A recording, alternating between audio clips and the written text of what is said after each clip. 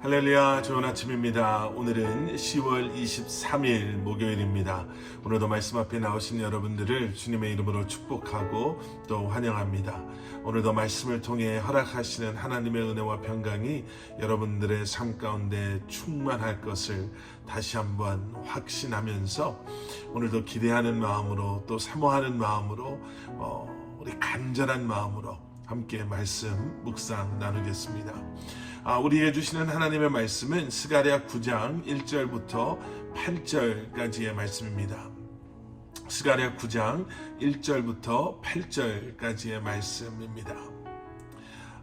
요즘 운동을 좋아하시는 분들은요, 아마 저녁마다 고민이 있으실 것 같아요. 무슨 운동 경기를 봐야 할지. 메이저리그 베이스볼이라고 하죠. 미국 프로야구는 이제 월드 시리즈 LA 다저스와 토론토 블루제이스의 이제 챔피언을 가리는 이제 그러한 시리즈가 시작이 되고요. 요즘 손흥민 선수 때문에 예전에는 관심도 없었던 미국 MLS 메이저리그 사커를 보시는 분들은 이제 며칠 후부터 시작될 MLS 컵 이제 토너먼트 때문에 굉장히 기대하고 계실 수도 있을 것 같습니다. 이제 며칠 전부터 시작된 NHL 하키 시즌도 어제부터 이제 시작된 NBA 시즌까지 요즘에는 저녁에 얼마나 많은 운동 경기들이 TV에서 중계가 되는지 모릅니다. 그 중에서도 아마 시즌을 마무리하는 야구와 축구에 관심이 조금 더 가실 것 같은데요. 이제 플레이오프 토너먼트를 통해서 챔피언을 가리는 우리 야구 같은 경우에는 7경기를 치르게 됩니다. 7경기를 치르는 이유 중에 하나가 가장 중요하다라고 할 수 있는 이유 중에 하나가 7경기를 하다 보면 잘하는 팀, 실력이 더 좋은 팀이 분명하게 드러난다라는 거예요. 운 좋게 한두 경기는 이길 수 있지만 결국 7경기 정도를 하다 보면 운으로 먼저 4번을 이기는 것은 어렵다라는 거죠. 결국에는 운빨이 다 한다고 해야 될까요? 자기의 그러한 실력이 드러날 수밖에 없다라는 겁니다. 여러분, 성경을 보다 보면은요, 좀 그런 생각이 드는 경우가 있지 않으세요? 저 사람은, 저 나라는, 저 민족은 저렇게 강해지면 안 될 것 같은데, 저렇게 악을 행하는 사람들이 하나님의 백성들보다 더 부유하고 더 강한 모습들을 보면 이거 좀 불공평한 것 아닌가라는 생각이 들 때가 있죠. 그런데 여러분, 결국 그들의 운빨은 끝나게 될 수밖에 없습니다. 하나님께서는 하나님의 백성들을 사랑하셔서 축복하시기도 하지만 그들을 벌하시기도 하지요. 하지만 변하지 않는 하나님의 사랑은 결국에는 악을 행했던 그 이방 민족들은 심판 앞에서 심판을 받을 수밖에 없게 하시고, 하나님의 백성들은 회복을 통해 다시금 그들로부터 죄에서 돌아서게 하시는, 우리는 그런 모습들을 말씀을 통해서 너무나 분명하게 볼 수가 있습니다. 오늘 본문 스가랴 9장에서도요, 이제 하나님의 백성들을 괴롭혔던, 그렇게 하나님께 대적했던 이방 나라들의 마지막에 대한 예언, 심판의 예언의 말씀들을 저희가 보게 됩니다. 그 중에는 두로, 시돈, 또 블레셋처럼 우리에게 좀 익숙한 이름들도 등장하는데요. 오늘 이 두로라는 이 나라, 그리고 시돈이라는 이 두 나라를 한번 보면서 도대체 그들이 어떻게 악하게 행동했길래 하나님께서 그들을 심판하신다라고 말씀하고 계시는가를 한번 보려고 합니다. 이 두로와 시돈에 대한 이 고발이라고 할까요? 그 고발의 말씀이 2절 뒷부분에 이렇게 기록되어져 있습니다. 지혜롭다고 하는 두로와 시돈에도 경고의 말씀이 내릴 것이다.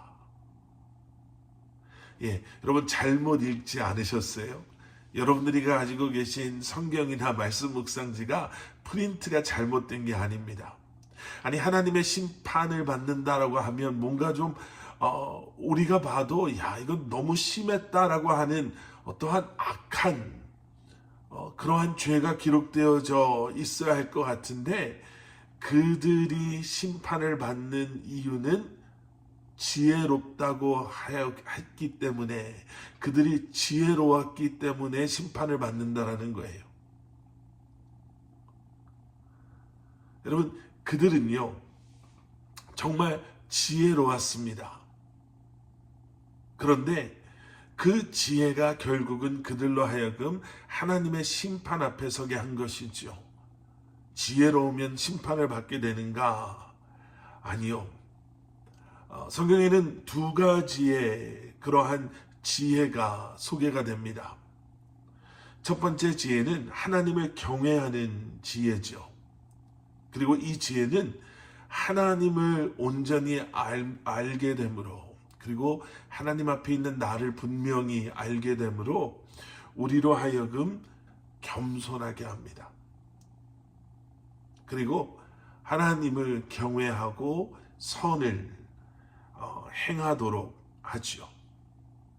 그런데 또 다른 지혜는요, 세상의 지혜입니다. 이 세상의 지혜는 우리를 교만하게 하고, 그리고 결국에는 하나님 앞에서 범죄하게 만들죠. 이 두로와 시돈의 지혜가 바로 이 세상의 지혜였습니다.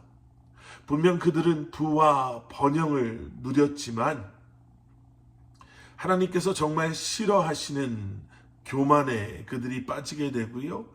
그리고 그 교만은 그들로 하여금 하나님 앞에 범죄하게 하였습니다. 특히 두로는 그 지혜롭게 안전한 곳에 요새를 만들고 외부의 침략에 대비할 줄 알았던 사람들이에요. 똑똑했죠. 그리고 그러한 안전하다, 또 안전함 속에 누리는 부와 번영을 통해서 그들이 이제 서서히 이 모든 것이 자신의 그 지식, 지혜로 이루어낸 것이다. 누구도 나의 이것을 빼앗아 갈 수 없다. 누구도 이런 나를 침략해 올 수 없다. 라고 자랑하면서 현실의 안전과 평화로 말미암아 교만에 빠지기 시작합니다. 그리고 그러한 그들을 향해 하나님께서는 오늘 본문 4절에서 이렇게 말씀하시죠. 주께서 그가 가진 것을 빼앗고 쫓아내시며 바다에서 떨치던 그의 힘을 무너뜨리시고 그를 불로 삼키실 것이다. 여러분, 우리가 아무리 머리를 싸매고 마주 앉아서 어떻게 하면 우리가 안전할 수 있고 또 평화롭게 지낼 수 있을까? 어떻게 하면 튼튼한 요새를 만들고 성벽을 만들고 어떻게 하면 우리가 부와 번영을 누릴 수 있을까? 고민하고 의논하고 열심을 다해 그렇게 산다 할지라도 하나님께서 그것을 지켜주시지 아니하시면 모든 것은 무너져 버릴 수밖에 없음을 우리는 기억할 수 있어야 합니다. 결국 우리의 본전은 드러나게 되어 있어요. 지금 당장 모든 게 다 내 마음대로 되고 있다라고 착각하며 살아갈 수 있지만 결국에는 우리의 연약함이, 부족함이, 지혜 없음이 드러날 수밖에 없다라는 거죠. 여러분, 지금 우리는 무엇을 자랑하고 있습니까? 우리가 자랑하는 것들은 무엇입니까? 우리의 자랑은 하나님의 심판 앞에서 우리에게 아무런 도움이 될 수가 없음을 기억하셔야 합니다. 어쩌면 우리가 자랑하는 것들이 오히려 하나님 앞에서 심판의 이유가 될 수 있음을 기억하셔야 합니다. 진심으로 하나님을 아는 것, 또 예수 그리스도의 십자가만이 저와 여러분의 자랑이 될 수 있기를 소원합니다.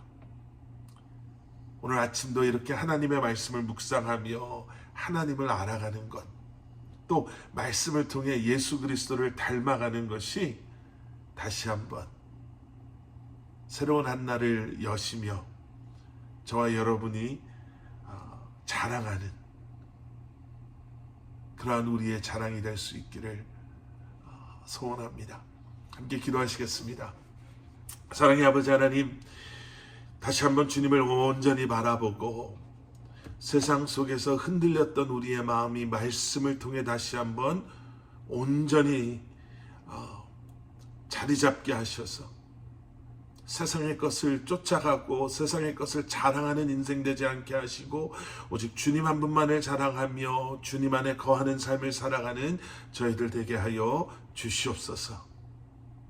예수 그리스도 이름 받들어 간절히 기도드렸사옵나이다. 아멘.